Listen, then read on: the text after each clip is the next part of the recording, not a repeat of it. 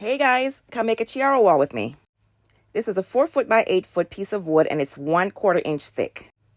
I draw the arch, I do it freehand, I don't recommend you doing that, and then I go ahead and cut it with a jigsaw. I'm just cleaning up the edges a little bit here. We're going to go in now with our heavy grit sandpaper and we're going to sand down the thicker edges. Next we use the fine grit sandpaper. We're going to sand the edges down to make it smooth. Of course it's going to rain, so I gotta hurry. This is a 1x4 piece of wood. I'm going to use that to make the stand for the back.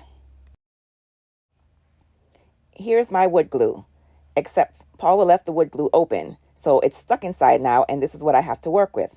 I'm not going back to Home Depot, so this is going to have to work. I'm flipping the wall over on this back so I can glue, I use the term loosely, the 1x4s on because I have to sit here now and dig it out with a stick. You can either nail or screw it on after the glue dries. Shout out to Home Depot for having the Oops paint in the color I needed. It was $10 for a gallon of paint.